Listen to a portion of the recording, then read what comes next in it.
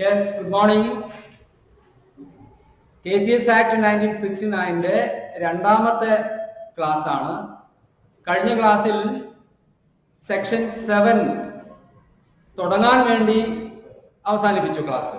അതായത് സഹകരണ നിയമത്തിന്റെ അടിസ്ഥാനപരമായിട്ടുള്ള ചില വർഷങ്ങളും തുടക്കം കുറിക്കുന്ന ചില നിയമങ്ങളെ കുറിച്ച് മാത്രമാണ് കഴിഞ്ഞ ക്ലാസ്സിൽ പ്രതിപാദിച്ചത്. രണ്ടാമത്തെ ക്ലാസ്സിൽ KCS ആക്ടിലെ ഏറ്റവും പ്രധാനപ്പെട്ട സെക്ഷൻ ഏതാണെന്ന് ചോദിച്ചുകൊണ്ടാണ് ഞാൻ നിർത്തിയത്. അപ്പൊ ഞാൻ കഴിഞ്ഞ ക്ലാസ്സിൽ സൂചിപ്പിച്ചതുപോലെ തന്നെ കേരള കോപ്പറേറ്റീവ് സൊസൈറ്റീസ് ആക്ടിലെ എല്ലാ സെക്ഷൻസിനും അതിൻ്റെതായിട്ടുള്ള പ്രാധാന്യം ഉണ്ടെങ്കിലും സെക്ഷൻ 7 വളരെ പ്രധാനപ്പെട്ട ഒരു സെക്ഷനാണ്. കാരണം അത് രജിസ്ട്രേഷൻ ആണ്. ഒരു കോപ്പറേറ്റീവ് സൊസൈറ്റിയുടെ ജനനം, അതാണ് ഏറ്റവും പ്രധാനം. അതിനുശേഷമാണ് അതിന്റെ മറ്റൊരുപാട് പ്രവർത്തന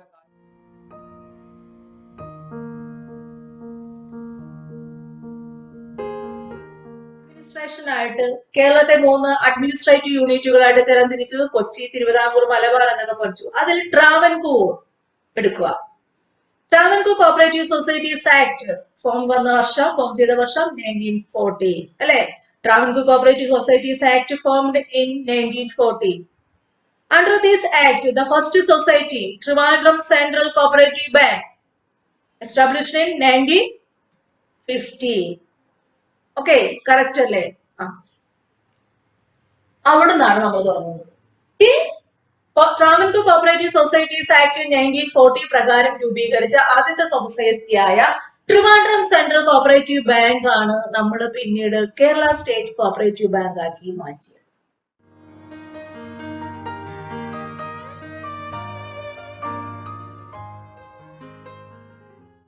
കുറിച്ച് പഠിച്ചു.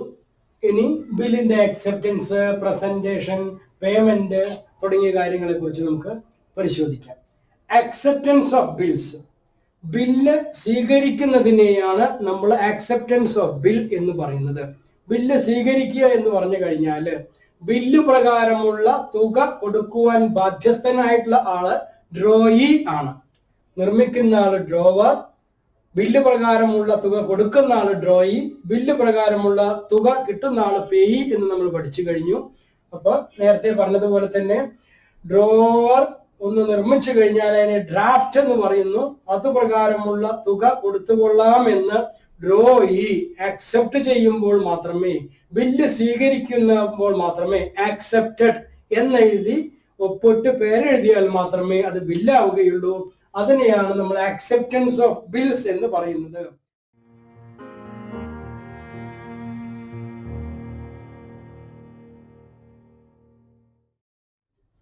അല്ലെ? സോ ഈ 4 വെറൈറ്റിനെ കുറിച്ച് ഡീറ്റെയിൽസ് നമ്മൾ ഡിസ്കസ് ചെയ്തിട്ടുണ്ടായിരുന്നു. അതായത് സേവിങ്സ് എന്ന് പറയുന്നത് ഷോർട്ട് ടേം ആയിരിക്കും. That is for the small house ഹോൾഡ്സിന്റെ കാര്യത്തിലാണ് അത് പറഞ്ഞിട്ടുണ്ടായിരുന്നത്. അവരുടെ savings just for short period of time നമ്മൾ അതിൽ ബാങ്കിൽ കൊണ്ട് ഇൻവെസ്റ്റ് ചെയ്യിപ്പിച്ചിട്ട് ആ എമൗണ്ട് നമ്മൾ പബ്ലിക്കിന് വേണ്ടി ബാങ്ക് ലെൻഡ് ചെയ്ത് കൊടുക്കാനും ചെയ്യാം. അതേപോലെ കറണ്ട് അക്കൗണ്ട് എന്ന് പറയുന്നത് എന്തിനായിരുന്നു എന്നുണ്ടെങ്കിൽ അത് ബിസിനസ് പർപ്പസിന് വേണ്ടിയിട്ടായിരിക്കും യൂസ് ചെയ്യുന്നുണ്ടാവുക. മെയിൻ ആയിട്ട് അവർ വന്നിട്ട് ഒരു പർട്ടിക്കുലർ ലിമിറ്റ് സാങ്ഷൻ ചെയ്തിട്ടുണ്ടാവും. അതിൽ ഓഡി ഫെസിലിറ്റി ആക്ടിവേറ്റ് ചെയ്യണം. അപ്പൊ അങ്ങനെയാണെന്നുണ്ടെങ്കിൽ ആ ലിമിറ്റ് വരെ അവർക്ക് ആ എമൗണ്ട് വിഡ്രോവൽ ചെയ്യാൻ പറ്റും. അതിന് പർട്ടിക്കുലർ ഇൻട്രസ്റ്റ് ബാങ്ക് കണക്കാക്കും. റെക്കറിംഗ് ഡെപ്പോസിറ്റ്സ് എന്ന് പറയുന്നത് സ്മോൾ യൂണിറ്റ്സ് ആയിട്ട് നമ്മൾ മന്ത്ലി ഓർ എന്താ പറയാ വീക്ക്ലി ഓർ അങ്ങനെ നമ്മൾ കളക്ട് ചെയ്യണ ഡെയിലി എങ്ങനെ വേണമെങ്കിൽ നമ്മൾ പബ്ലിക്കിന്റെ കളക്ട് ചെയ്യുന്ന ഫണ്ട്സ് നമുക്ക് ബാങ്കിലേക്ക് ഡെപ്പോസിറ്റ് ചെയ്യും. Monthly or weekly or daily pooling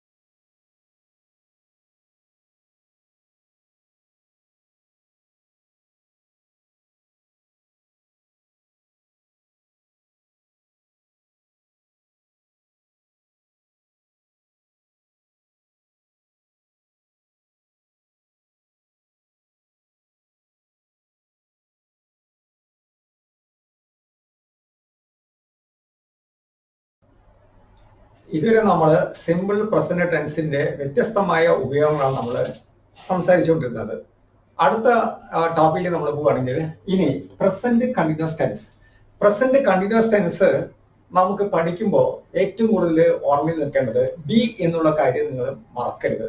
നമ്മൾ സാധനം ബി ഇത് നിങ്ങൾക്ക് അറിയാവുന്നതാണ്, എന്നാലും അത് നമുക്കറിയാലോ. Is, am, are, was, were, being, been, ഇങ്ങനെയാണ് നമുക്കുള്ള ബി. ഈ ബിയില് present tense is, am, are ആണ് present tense. Was, were past tense ആണ്.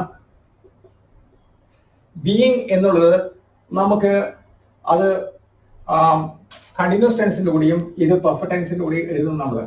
അപ്പോൾ അതൊക്കെ പോട്ടെ, നമുക്ക് ഇപ്പൊ ഇത് മാത്രം അറിയേണ്ടത്. അപ്പൊ ബിയും ബിയിലൊക്കെ പോട്ടെ, നമുക്ക് ഇതാണ് ആദ്യം പഠിക്കേണ്ടത്. Is, am, are, was, is, am, are present tense ആണ്. ഈ പ്രസന്റ് ടെൻസ് എഴുതുന്ന സമയത്ത് be plus verb plus ING ഈ ഫോർമാറ്റ് നിങ്ങൾ വളരെയധികം ശ്രദ്ധയോടെ നിങ്ങൾ മനസ്സിൽ എഴുതുക എന്ന് ഞാൻ പറയാനുള്ളത്.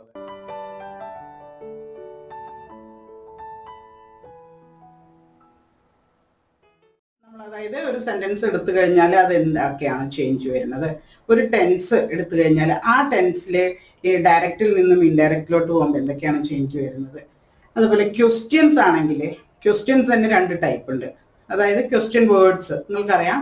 ക്വസ്റ്റ്യൻ വേർഡ്സ് എന്ന് പറയുന്നത് ഏതൊക്കെയാണ്? WH എന്ന് പറയുമ്പോൾ നമ്മൾ തുടങ്ങില്ലേ, what, why, where, when, which, who, അതൊക്കെ ക്വസ്റ്റ്യൻ വേർഡ്സ് ആണ്. ആ ക്വസ്റ്റ്യൻ വേർഡ്സിൽ തുടങ്ങുന്ന ക്വസ്റ്റ്യൻസ് ഉണ്ട്.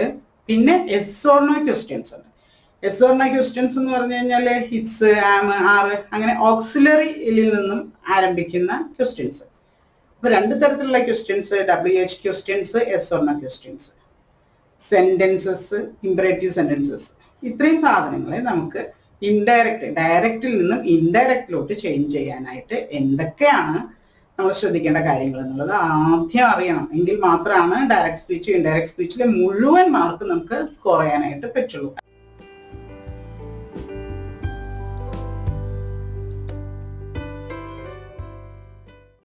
ഒരു പ്രോബ്ലം തന്നാൽ അതിലെവിടെ എൽസിഎം, എച്ച്സിഎം എന്നുള്ള വാക്കുകൾ ഉണ്ടാവില്ല. അപ്പൊ നമ്മൾ ഓരോ പ്രോബ്ലം കണ്ടാൽ ശ്രദ്ധിച്ച് അത് എൽസിഎം കാണേണ്ട പ്രോബ്ലം ആണോ HCF കാണേണ്ട പ്രോബ്ലം ആണോ എന്നൊക്കെ മനസ്സിലാക്കണം. അത് നമ്മൾ കുറച്ച് കാര്യങ്ങൾ പറഞ്ഞിരുന്നു. ക്വസ്റ്റ്യന്റെ ലീസ്റ്റ്, സ്മാളസ്റ്റ്, മിനിമം ഈ വാക്കുകളൊക്കെ ഉണ്ടെങ്കിൽ നമ്മുടെ LCM കാണും.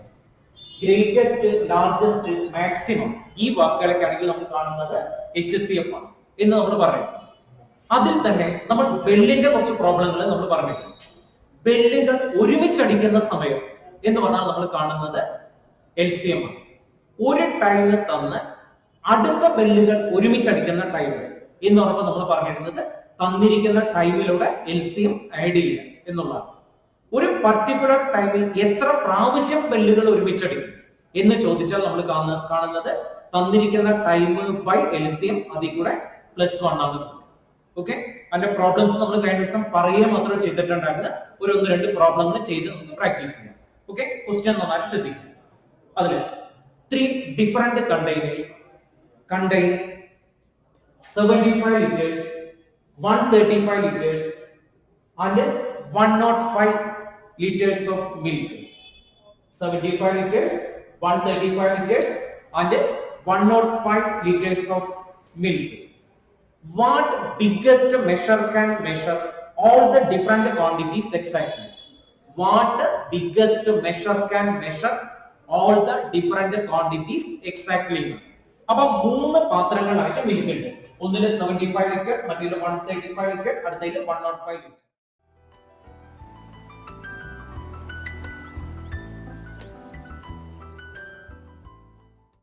കൂർഗ് അഥവാ കുടക് കണ്ണൂരിനെയും കൂർഗിനെയും തമ്മിൽ ബന്ധിപ്പിക്കുന്നു. പേരമ്പാടി ചുരം, പെരിയഘട്ട്, പെരിയഘട്ട് ചുരം, പെരിയഘട്ട് ചുരം, മാനന്തവാടി, മാനന്തവാടി എന്ന് പറയുന്നത് വയനാടാണ്. മാനന്തവാടിയെയും മൈസൂരിനെയും തമ്മിൽ ബന്ധിപ്പിക്കുന്നതാണ് പെരിയഘട്ട് ചുരം. ബോഡി നായ്ക്കനൂർ ചുരം, ബോഡി നായ്ക്കനൂർ ചുരം വന്നിട്ട് ഇടുക്കി ജില്ലയെയും മധുരയെയും തമ്മിൽ കണക്ട് ചെയ്യുന്നതാണ്.